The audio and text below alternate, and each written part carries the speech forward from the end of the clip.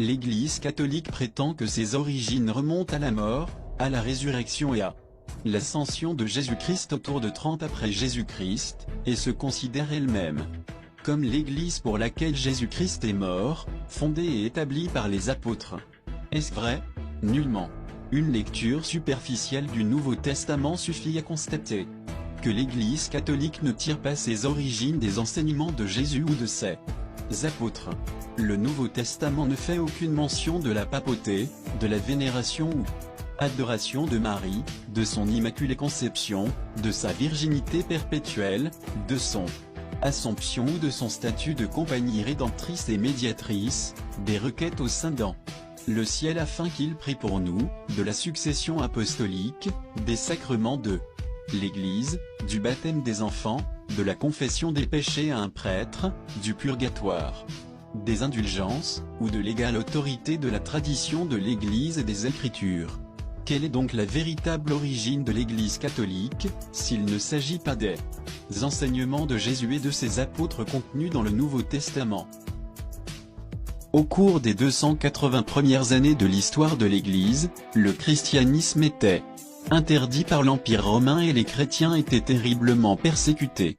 Cela a changé après la conversion de l'empereur romain Constantin, qui a imposé la tolérance par l'édit de Milan en 313 après Jésus-Christ, autorisant ainsi la foi chrétienne. Plus tard, en 325 après Jésus-Christ, Constantin a convoqué le concile de Nicée afin d'unifier le christianisme, qu'il percevait comme une religion capable d'unir l'Empire romain, qui commençait alors à se fragmenter et à se diviser. Même si ces développements semblent favorables à l'Église chrétienne, les résultats ont été tout sauf positifs. Tout comme Constantin a refusé d'embrasser pleinement la foi chrétienne, mais a conservé beaucoup de croyances et pratiques païennes, de même l'Église chrétienne qu'il a promue était un mélange de christianisme authentique et de paganisme romain.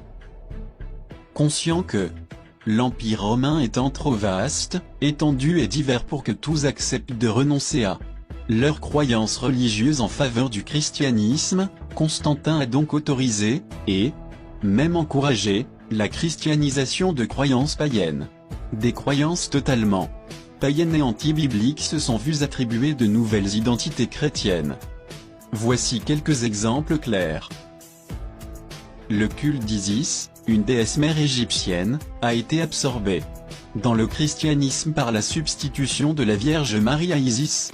Plusieurs titres employés pour Isis, comme celui de Reine du ciel, Mère de Dieu et Totoko, porteuse de Dieu, ont été attribués à Marie. Celle-ci a commencé à jouer un très grand rôle dans la foi chrétienne, bien au-delà de celui que la Bible lui attribue, afin d'attirer les adorateurs d'Isis vers une religion qui ne les aurait autrement pas intéressés. Plusieurs temples d'Isis ont même été convertis en temples dédiés à Marie.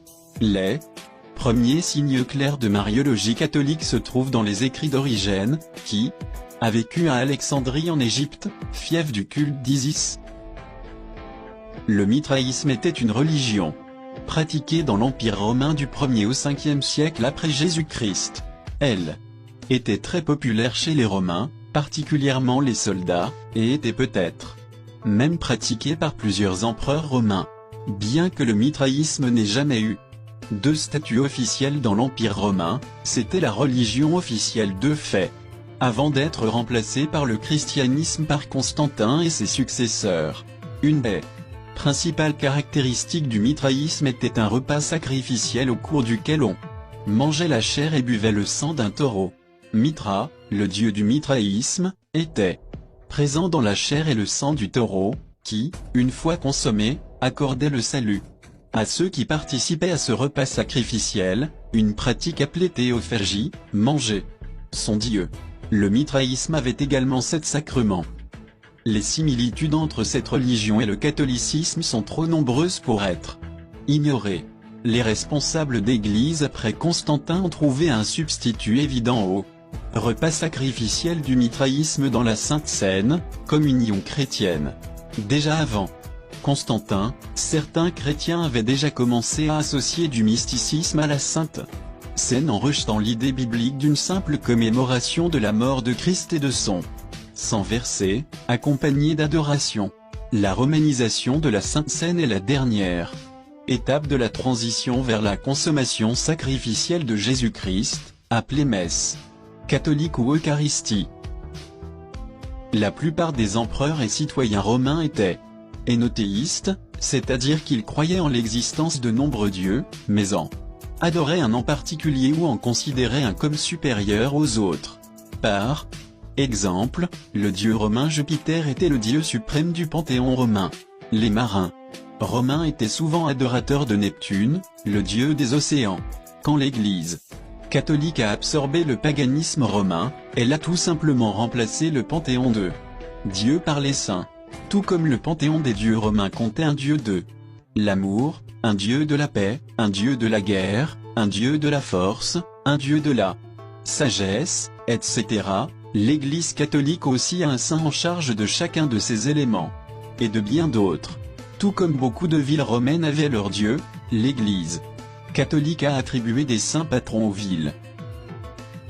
La suprématie de l'évêque de Rome, la papauté, a été établie avec le soutien des empereurs romains. La ville de Rome, siège du gouvernement de l'Empire romain et ville de résidence des empereurs, dominait tous les domaines de la vie. Constantin et ses successeurs soutenaient l'évêque de Rome en tant que chef suprême de l'Église, parce qu'il était évidemment préférable pour l'unité de l'Empire romain que le gouvernement et la religion d'État soient centralisés. Même si la plupart des autres évêques, et chrétiens, s'opposaient à cette idée, l'évêque de Rome a fini par s'imposer grâce au pouvoir et à l'influence des empereurs. Après la chute de l'Empire romain, les papes ont récupéré le titre qui appartenait auparavant aux empereurs, Pontifex Maximus. On pourrait multiplier les exemples, mais ces 4 cas sont suffisants pour montrer la véritable origine de l'Église catholique. Celle-ci nie évidemment l'origine païenne de ses croyances et pratique et les cache derrière des conceptions théologiques complexes et de la tradition de l'Église. Puisque tant de ces croyances et pratiques sont totalement étrangères aux Écritures, l'Église catholique est obligée de nier l'autorité et la suffisance des Écritures. L'Église catholique est née du compromis tragique entre le christianisme et les religions païennes qui l'entouraient. Au lieu d'annoncer l'Évangile et de convertir les païens, elle a christianisé les religions païennes et paganisé le christianisme. En brouillant les différences et effaçant les distinctions, l'Église catholique s'est certes rendue attractive au peuple de l'Empire romain, au point de devenir la religion suprême du monde romain pendant plusieurs siècles, mais au prix de l'apostasie de la forme de christianisme dominante vis-à-vis du véritable évangile de Jésus-Christ, et de la véritable annonce de la parole de Dieu. De Timothée 4, versets 3 à 4 déclare: Car il viendra un temps où les hommes ne supporteront pas la saine doctrine, mais ayant la démangeaison d'entendre des choses agréables, ils se donneront une foule de docteurs, selon leurs propres désirs, détourneront l'oreille de la vérité et se tourneront vers les fables.